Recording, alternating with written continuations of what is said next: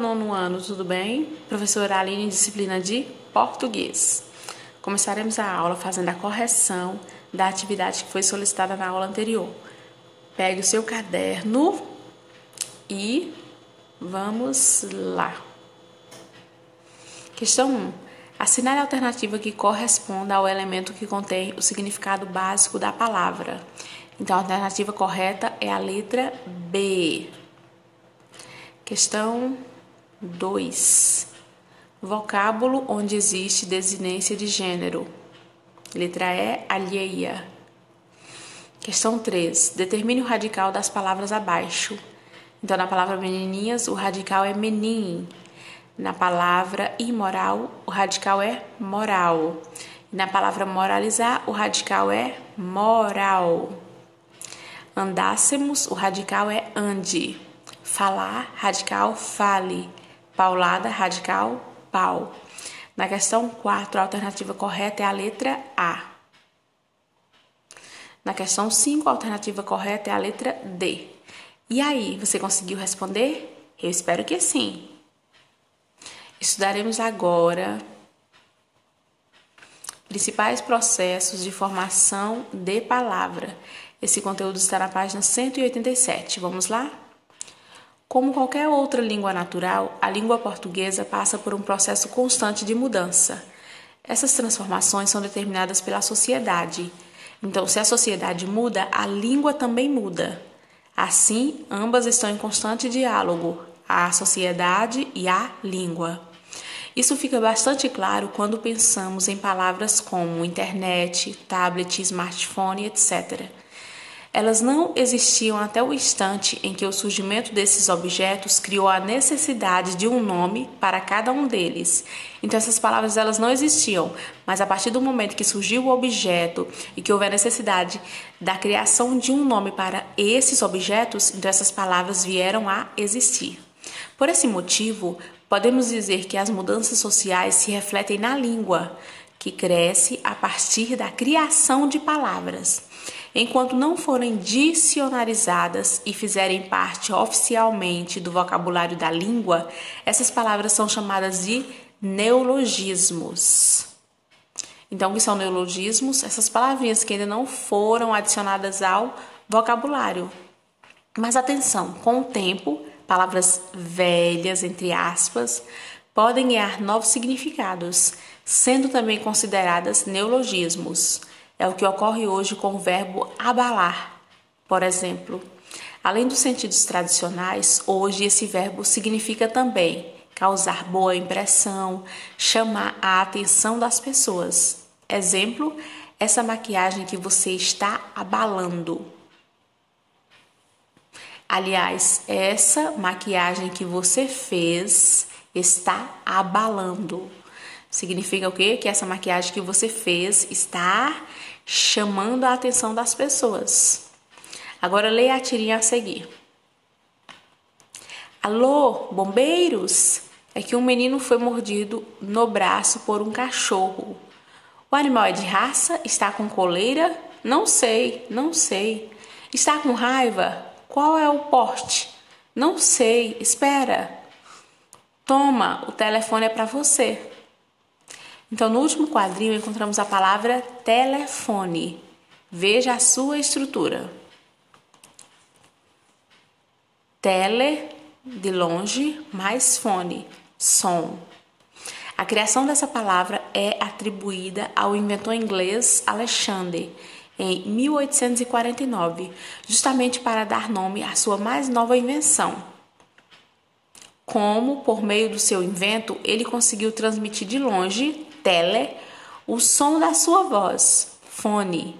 Essa palavra foi bastante adequada para suprir a necessidade de dar nome a um objeto que até então não existia. As invenções e as ideias são as grandes motivadoras para a formação de novas palavras. É importante notar que, uma vez formada uma palavra, é preciso que ela seja usada pelas pessoas, que passam a empregá-la cada vez mais naturalmente. Com o tempo, ela tende a se cristalizar e então deixa de ser um neologismo, passa a ser uma palavra do nosso dia a dia. Mas nem sempre as mudanças sociais repercutem na língua sob a criação de palavras novas. Muitas vezes utilizamos palavras já existentes, mesmo provenientes de outras línguas, para nomear os novos fenômenos, processos, ações, objetos, etc. Assim, elas ganham novos significados. Exemplo disso são palavras como deletar, que significa apagar, celular, galaxy, e-book, print.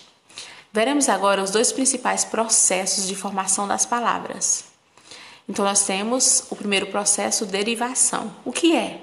A derivação é um dos processos de formação mais produtivos.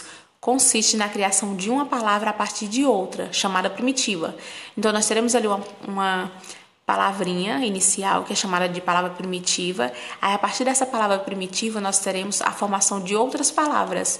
Aí, essas outras palavras serão formadas a partir do processo de derivação. A derivação pode se dar principalmente de 4 diferentes maneiras. A primeira é por prefixação, que é quando acrescentamos um prefixo ao radical, como em desaconselhar, inútil, prever, desfaz, reler, anormal. Gente, o prefixo é aquela palavrinha ali que é acrescentada na palavra primitiva, que é acrescentada primeiramente, viu? O prefixo ele vem primeiro. Então, esse é a primeira maneira. A segunda maneira é por sufixação. O que é isso? É quando acrescentamos um sufixo ao radical, como em motorista, cozinheiro, atualmente, jardinagem. O sufixo vem por último. A terceira maneira é por prefixação e sufixação. Acrescentamos um prefixo e um sufixo ao radical. Nesse caso, ao tirarmos um ou outro, teremos palavras diferentes. Observe, infelizmente. Então, nós temos aí, foi acrescentado o prefixo in e o sufixo mente. Deslealdade, prefixo des e sufixo dade. Readaptação, prefixo re, sufixo são.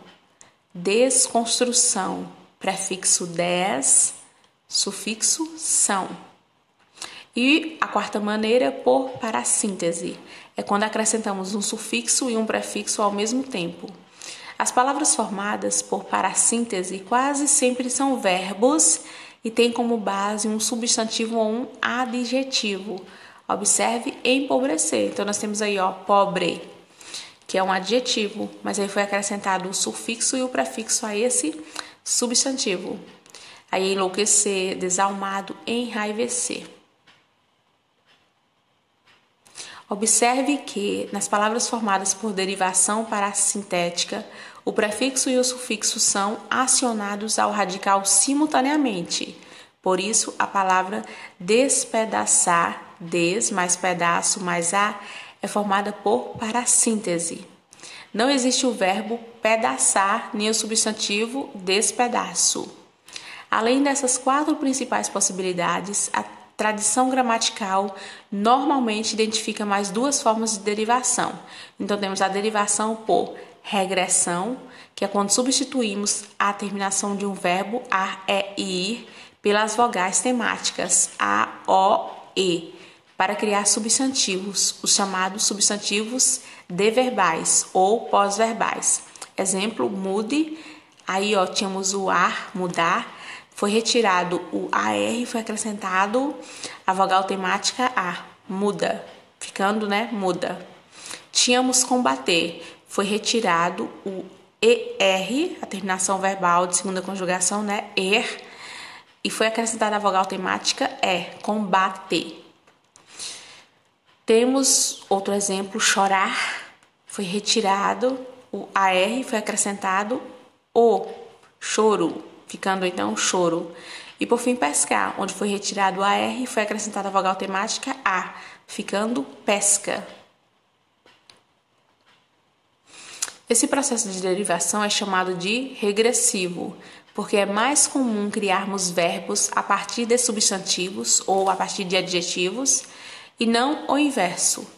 Há uma infinidade de verbos formados dessa maneira, como discar, que vem de disco, telefonar, que vem de telefone, e ancorar, que vem de âncora. Então, na derivação imprópria, mudamos a classe de uma palavra. Por exemplo, a palavra verde é originalmente um adjetivo. Paula tem olhos verdes. Mas em o verde é uma cor que me atrai, funciona como substantivo. Como você pode notar, esses dois últimos casos não se configuram verdadeiramente como exemplos de derivação, pois não há a criação de palavras a partir de uma já existente. Não ocorrem mudanças na estrutura das palavras. Nesses casos, palavras de uso corrente apenas são empregadas em contextos diferentes do normal. Então vamos ver agora a composição. O que é a composição? É o processo pelo qual formamos palavras a partir da associação de duas ou mais palavras ou radicais. Essa junção pode ocorrer de duas maneiras, por justaposição, que é quando unimos duas ou mais palavras ou radicais sem alterar sua estrutura. Exemplos: conta corrente, lava-louças, amor perfeito, passatempo, girassol, televisão. E ainda temos por. Então, como você pode notar, aliás, e temos agora o segundo exemplo, que é por aglutinação, que é quando unimos duas ou mais palavras ou radicais, alterando sua estrutura. Exemplos: aguardente, água mais ardente. Quando nós unimos a água mais ardente, esse ar desaparece, um dos As aí desaparece, ficando aguardente. Embora, em boa hora, juntando teremos embora. E planalto, que vem de plano alto. Então, quando nós unimos essas duas ou mais palavras, houve alteração em sua estrutura. Principais casos de empregos do hífen. O hífen, chamado também de traço de união, é um pequeno traço que, entre outras funções, desempenha a união dos elementos que formam palavras compostas e derivadas. O hífen em palavras compostas. 1. Com substantivos e adjetivos compostos. Substantivos: guarda noturno, mico-leão, ministro-chefe, banana prata. Adjetivos: camisa azul clara, clássico latino-americano, acordo franco-espanhol. Então, observe que, nesses casos, as palavras compostas devem ser entendidas como blocos de sentido. A compreensão não é dada pelo sentido de cada palavra isoladamente, mas pela união do todo. No entanto, cada elemento formador se mantém independente foneticamente, ou seja, todas as palavras que participam da composição permanecem com seu acento tônico. Por outro lado, existem palavras compostas que, segundo os dicionaristas, perderam a noção de composição, sendo, portanto, escritas sem hífen. Exemplo: aguardente, pontapé, paraquedas, girassol, bem feito. Ainda segundo os dicionaristas, as palavras compostas em que a ligação é feita por meio de uma preposição também perderam a noção de composição, embora elas continuem formando um bloco de sentido. Não são escritas com hífen. Veja: pão de forma, mestre de cerimônias, fim de semana, sala de jantar, cor de vinho. O hífen é sempre usado em palavras compostas com os elementos além, aquém, recém e sem. Além-mar, recém-casado, recém-nascido, sem teto, sem terra. O hífen em palavras derivadas por prefixação. Normalmente, os prefixos se ligam diretamente ao radical, isto é, eles dispensam o uso do hífen, mas há alguns casos em que ele deve ser usado. Veja os principais. Então, com os prefixos ex, pós, pré, pró e vice. Ex-policial, ex-jogador, pós-operatório, pré-escolar, pró-reitor, vice-presidente. Com a maior parte dos prefixos ante, contra, hiper, infra, super, etc. E dos chamados falsos prefixos, que são radicais gregos e latinos, aero, neo, pseudo, semi, etc. Devemos utilizar o hífen quando o segundo elemento começa por H. Então, temos aí anti-herói, infrahepático, super-homem, neo-helênico, semi-humano.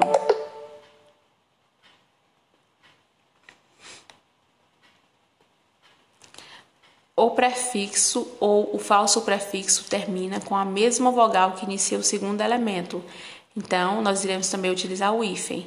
Anti-inflamatório, anti termina com I e inflamatório inicia com I. Usamos hífen. Contra-argumento, micro-ondas, semi-intensivo. C.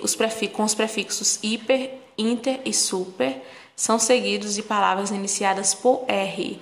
Então, se nós tivermos esses prefixos e a palavra seguinte for iniciada por R, usaremos o hífen. Exemplo, hiperresistente e interregional, super romântico, super responsável.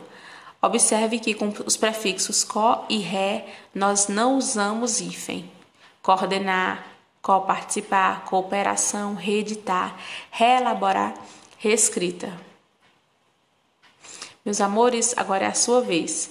Você vai realizar a atividade do livro das páginas 191 a 197. Capriche na atividade, pois na próxima aula nós faremos a correção, certo? Tchau e até a próxima!